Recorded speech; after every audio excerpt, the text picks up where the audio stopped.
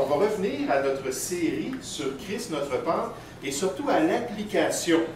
On est arrivé dans la dernière division de notre série où ça devient un peu plus pratique, où on considère l'œuvre de l'agneau pascal dans l'Ancienne Alliance et son parallèle avec le sacrifice du Seigneur Jésus et l'application, ou je devrais dire les applications, que l'apôtre Paul fait pour les chrétiens dans notre texte principal d'1 Corinthiens, chapitre 5.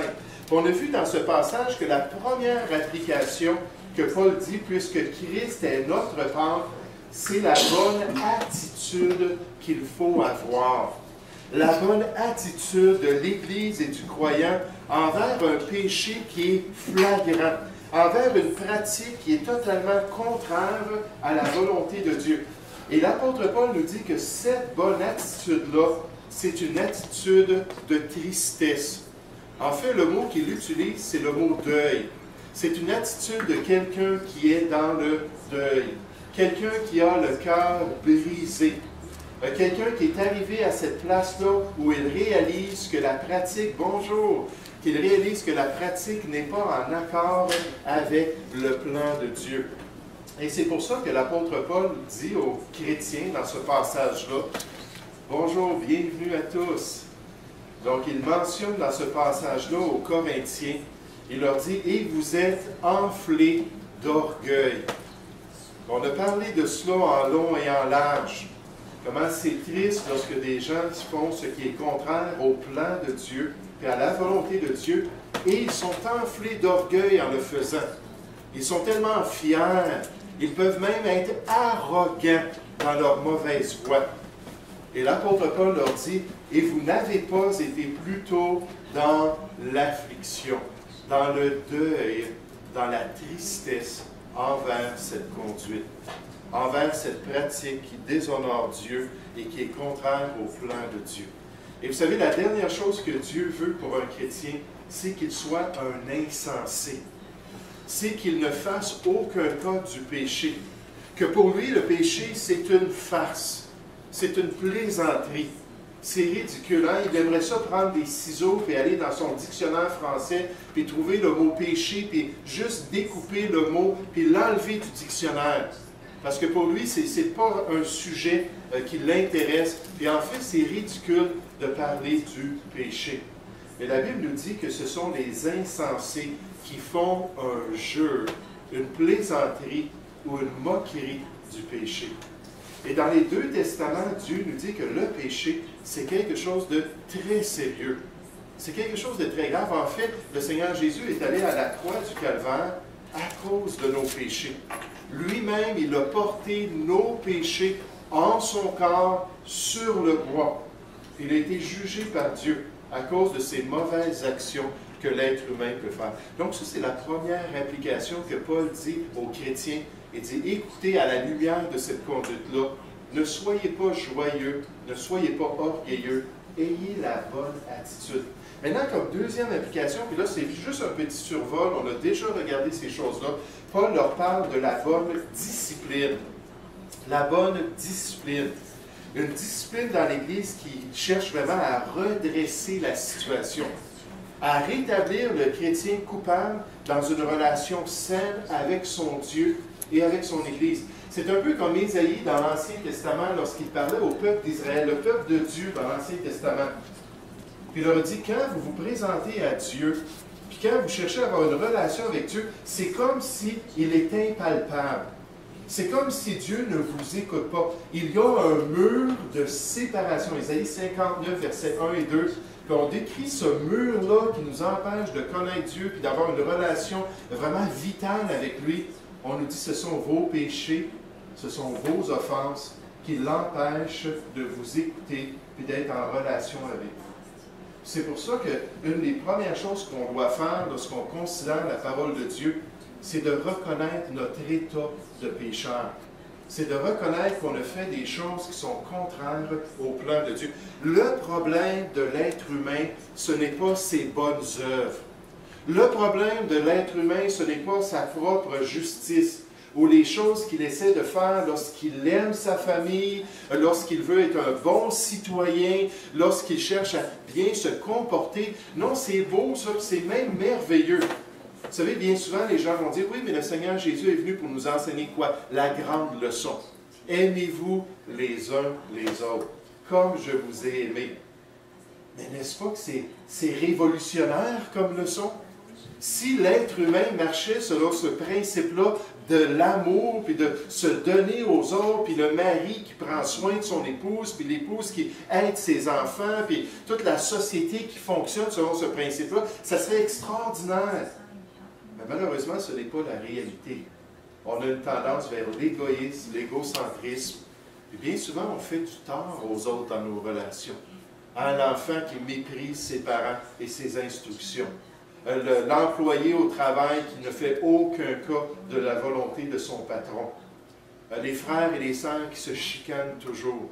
La Bible nous dit, nous sommes tous des pécheurs. Et à cause de ça, on est privé de nos relations avec Dieu. Il y a ce mur de séparation qui nous empêche de le connaître jusqu'à l'âge de 21 ans. J'aimerais vous dire, moi, je ne voulais rien savoir de Dieu. Je pensais que lui, il ne voulait rien savoir de moi. Jusqu'au temps où j'ai appris son amour en Jésus-Christ. J'ai compris le grand sacrifice de celui qui avait offert la personne qui était la plus importante à ses yeux. Celui en qui il avait mis toute son affection. Puis il n'avait pas rejeté l'être humain, mais il avait livré son propre fils. Puis à l'âge de 21 ans, je me suis humilié, et j'ai reconnu mon état. J'ai dit, Seigneur, j'ai besoin de ton sacrifice.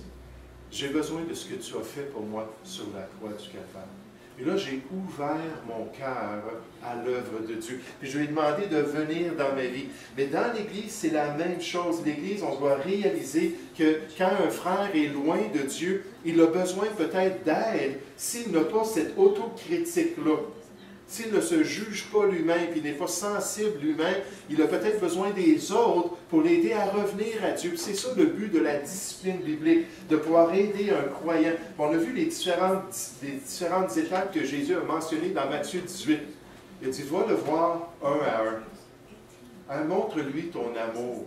Sois prêt à te rendre vulnérable en le confrontant, en lui disant ce qu'il a besoin d'entendre. Puis là, s'il ne t'écoute pas, bien, prends 2 témoins avec toi. Retourne le voir. Là, on parle d'un péché qui est majeur, quelque chose de vraiment qui déshonore l'Évangile. Puis quelqu'un qui se dit chrétien, qui agit comme cela. Là, d'être prêt à aller le voir, puis là, si on n'a pas réussi à le convaincre, aller avec d'autres personnes, puis si même ces gens-là ne le convainquent pas à ce moment-là, il faut présenter son cas devant l'Église. Puis s'il n'écoute pas l'Assemblée chrétienne, à ce moment-là, on est obligé, selon le texte biblique, de le remettre entre les mains de Dieu. Et vraiment demander au Seigneur de pouvoir agir dans sa vie. Mais encore une fois, l'objectif principal, c'est de redresser le frère. Galates 6.1, le redresser avec un esprit de douceur. Je comprends, moi aussi je suis comme toi. Moi aussi j'ai un esprit qui est bien disposé, mais ma chair est tellement faible. J'ai tellement tendance à m'éloigner du plan de Dieu. Mon cœur est tellement déviant, tortueux. Puis je reconnais que j'ai moi aussi des problèmes. J'aimerais ça t'aider. Puis le but, c'est de pouvoir l'aider à revenir à Dieu. Jésus a dit, va, reprends-le entre toi et lui seul. S'il t'écoute, tu as gagné ton frère. Puis n'est-ce pas que c'est merveilleux quand notre relation est tellement intime, notre amour est tellement sincère, notre amitié est tellement développée, qu'on est capable de se parler franchement, puis de se dire les vraies choses. Puis là, on s'aperçoit que la personne a dit « Ah oui, c'est vrai ». Puis là, on a eu un impact sur cette personne-là, on a réussi à l'influencer, à se tourner vers les voies de Dieu. Dans l'Église, on nous donne même des exemples de choses. Dans le passage, l'apôtre Paul nous fait une liste. Quelqu'un qui se nomme frère, qui est premièrement débauché. Ensuite, qui vit dans la cupidité. Ensuite, qui est idolâtre, qui outrage les autres, qui est dans l'ivrognerie, ou même qui est un ravisseur. Bien, pour un tel frère, tu dois l'aider à revenir dans les voies de Dieu. Donc, la première application, c'est la bonne attitude. On ne veut pas rire du mal, ce qui est contraire au plan de Dieu, parce que, après tout, toute la loi, la Bible nous dit, et tous les prophètes est résumé par ce principe-là. Tu aimeras le Seigneur ton Dieu de tout ton cœur et tu aimeras ton prochain comme toi-même. Donc le mal, c'est de faire du tort à nos relations. Les relations avec Dieu et les relations avec notre prochain. Vous savez, c'est une des choses que l'Esprit de Dieu m'a montré lorsque j'ai entendu l'Évangile. Bonjour Didas, je suis content de te voir. Lorsque j'ai entendu l'Évangile pour la première fois, c'est une des choses qui s'est produite dans mon cœur. Je me suis aperçu que j'avais été une personne tellement dure envers mes parents. Dans l'adolescence, j'étais un rebelle. Dans l'adolescence, j'étais dans une gang de personnes, on était des vendeurs de drogue, on faisait toutes sortes de choses qui étaient vraiment criminelles. Mais dans ma relation avec les personnes les plus proches de moi, mes propres parents, j'avais été extrêmement dur avec eux. Oh, je les méprisais, je les envoyais promener, c'était incroyable tout ce que je leur faisais vivre. Là, Dieu a mis le doigt là-dessus. Un des 10 commandements, honore ton père et ta mère. Traite-les avec honneur, respecte-les, puis agis d'une manière qui est convenable. Et là, Dieu dit, c'est pas ce que toi tu as fait. Tu es coupable. Et Dieu a pu agir dans ma vie, puis il a pu continuer à travailler dans ma vie. Maintenant, une troisième application, c'est la bonne compréhension. Encore une fois, c'est juste une révision de ce qu'on a vu. La bonne compréhension des enjeux spirituels. La bonne compréhension du pouvoir subtil du mal dans notre vie. Et là, c'est là que l'apôtre Paul utilise cette image-là du levain. Hein, si on prend le repas du Seigneur, on prend des genres de galettes. Il n'y a pas de levain, il n'y a pas de levure, ça ne gonfle pas. Puis un des objectifs pour ça, c'est d'imager qu'on ne veut pas avoir de levain dans notre vie. Mais le levain, c'est un type du péché. C'est un type de ce qui est mal. Puis là, Paul dit, en tant que chrétien, en tant qu'assemblée, vous faites ce qui est le contraire à la volonté de Dieu en permettant le mal flagrant dans votre assemblée. Puis il dit, c'est bien attendre que vous vous glorifiez. Le mot glorifier, ça veut dire se réjouir à haute voix. Et pendant leur réunion, il disait, « Wow! C'est-tu extraordinaire d'être chrétien? C'est-tu extraordinaire d'être sous la grâce de Dieu? On peut faire tout ce qu'on veut. » Ils avaient changé la grâce de Dieu en dérèglement, Jude, au verset 4. C'est-à-dire qu'il n'y a pas de limite. Si ça te tente, si ça te plaît, vas-y, fais-le. N'est-ce pas que c'est une philosophie populaire autour de nous? Ah, peu importe les conséquences, peu importe ce que ça fait aux autres, fais-le, amuse-toi, aie du plaisir sur cette terre. Et Paul dit, ne savez-vous pas qu'un peu de levain fait lever toute la pâte? Là, on voit la puissance chimique du levain dans une pâte. Et là, on voit la puissance spirituelle dans l'Église. Oui, Richard? Dans le même exemple, au lieu du levain, il fait lever de la pâte. Nous autres, on va dire souvent une pomme pourrite. Si tu ne l'enlèves pas, ça fait pourrir le panier au complet. Oui, c'est ça.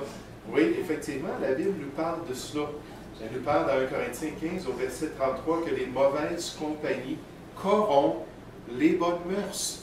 Donc, on voit qu'on est affecté par de mauvaises compagnies, de mauvaises influences.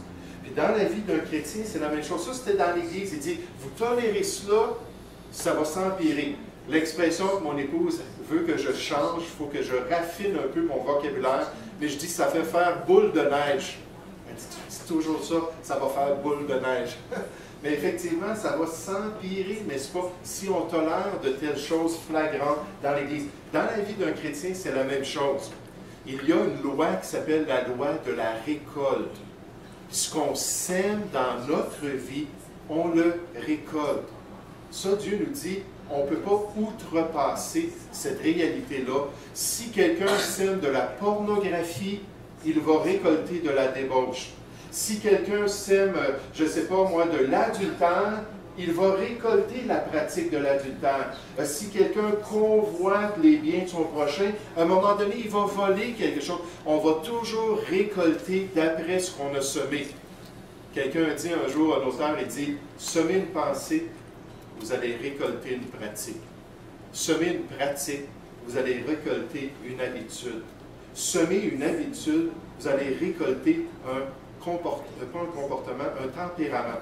Puis semez ce tempérament et vous allez récolter une destinée.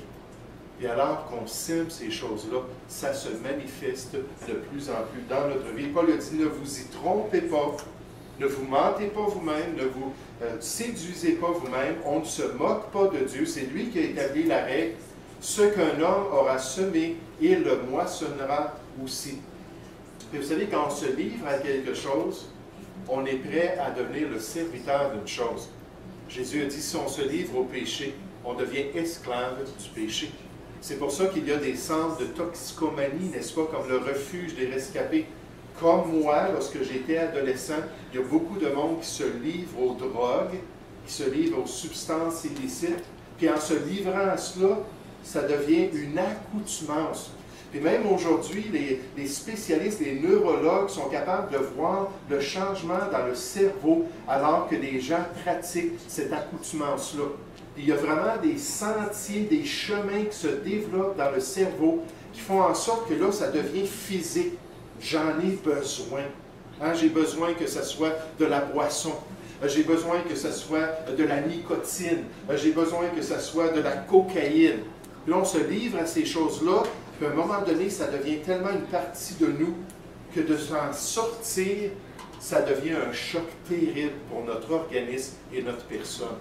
Mais ce qu'un homme aura semé, il le moissonnera aussi. Celui qui sèmera pour sa chair, moissonnera de la chair la corruption. Puis celui qui sèmera pour l'esprit, moissonnera de l'esprit la vie éternelle. Et donc, il y a des conséquences. Si on joue avec le mal, on va devenir esclave du mal. Et on va vraiment avoir cette accoutumance. La dernière application que l'apôtre Paul mentionne, et je suis content parce que je n'ai pas planifié ça du tout, mais aujourd'hui, on prend le repas du Seigneur à l'Assemblée. Et ça parle du repas du Seigneur, cette application-là, c'est la bonne pratique. La bonne pratique pour la gloire de Dieu. Tournez avec moi, s'il vous plaît, dans 1 Corinthiens chapitre 5, le texte principal pour notre série. 1 Corinthiens chapitre 5. Et regardez ce que l'apôtre Paul dit concernant la pratique qui est exigée à la lumière de ces instructions qu'il vient de donner.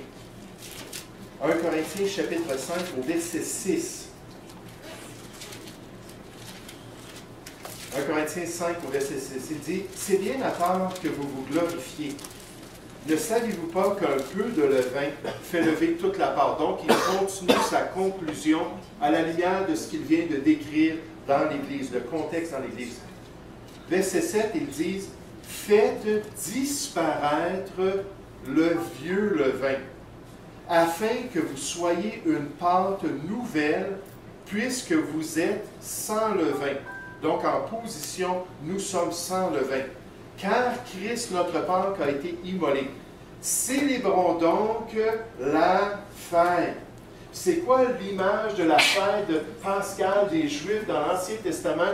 L'image, c'est finalement le repas du Seigneur dans le Nouveau Testament. Parce que Jésus, lorsqu'il était pour la dernière fois avec ses disciples, en train de prendre la Pâque juive, a pris les éléments de la Pâque juive. Puis là, il a pris le pain. Il a dit, ceci est mon corps qui est brisé pour vous. Il a pris le fruit de la vigne. Puis il a dit, ce fruit de la vigne représente mon sang qui a été versé pour beaucoup, le sang de la nouvelle alliance.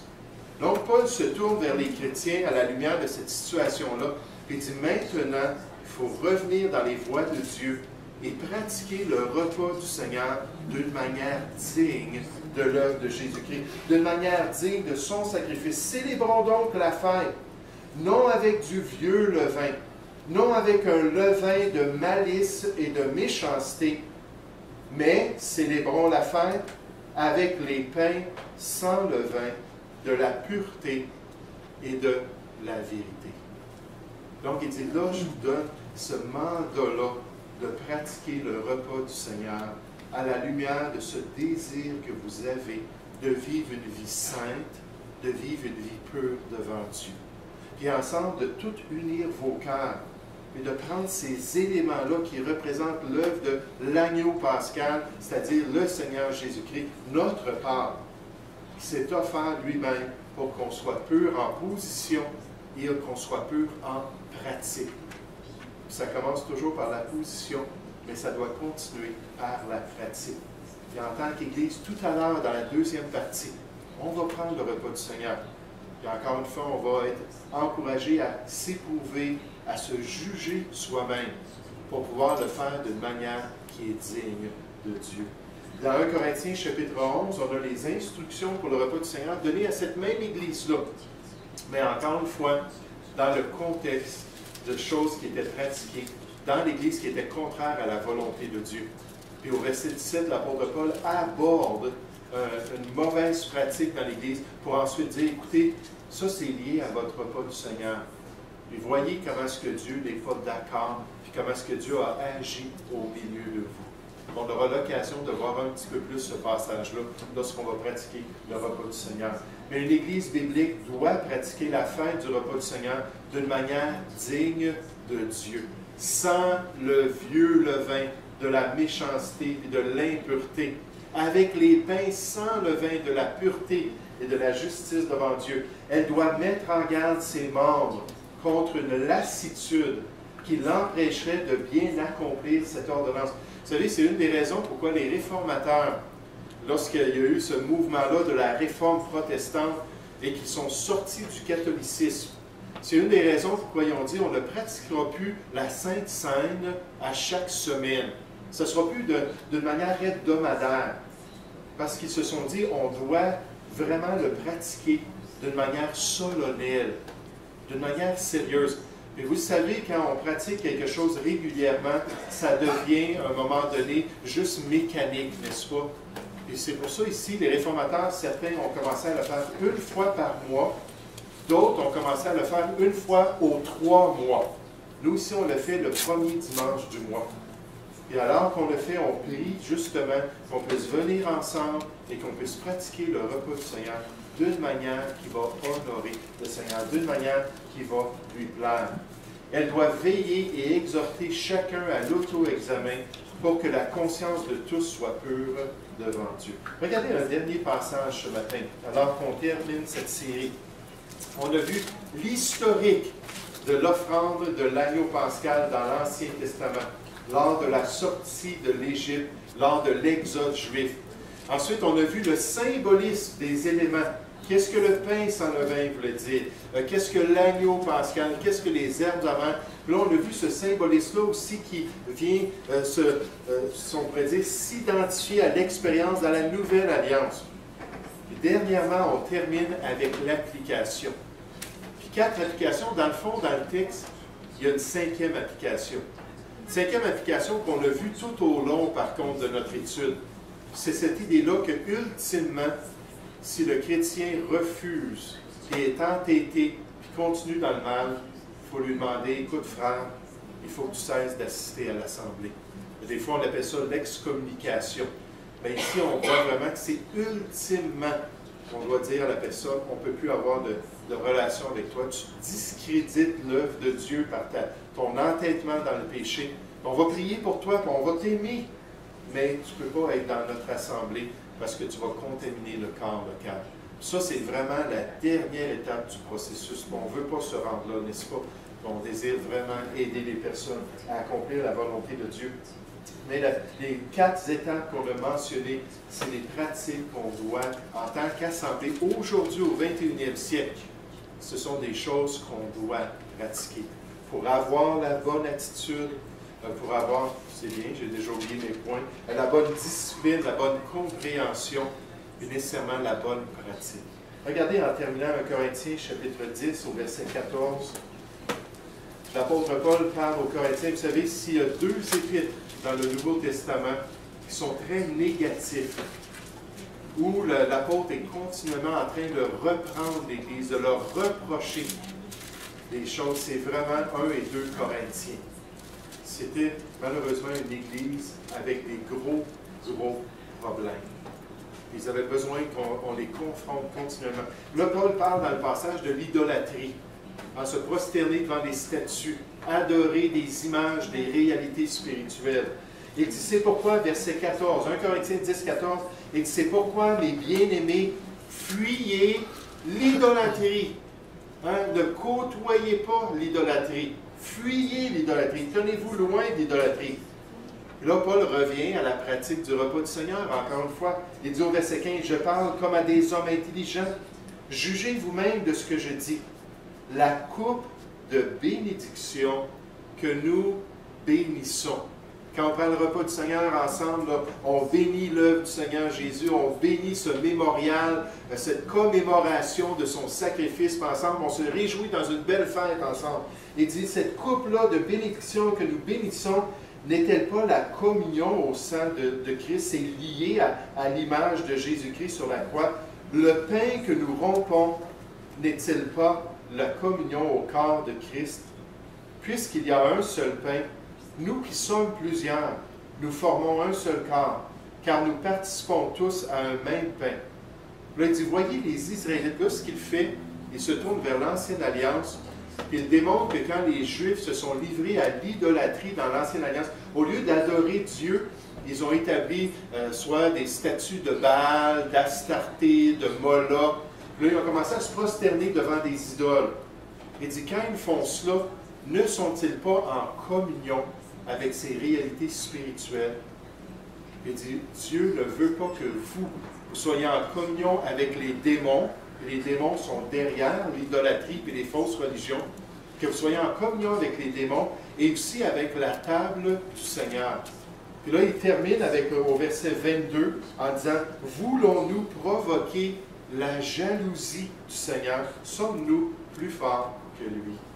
Donc, la bonne pratique, cette dernière application, en tant qu'Église, il faut purifier notre milieu. En tant qu'Église, il faut s'assurer de bien pratiquer cela pour pouvoir glorifier le Seigneur et être sûr d'être pur devant lui. Puis quand on fait ça, le Seigneur nous dit, merveilleux.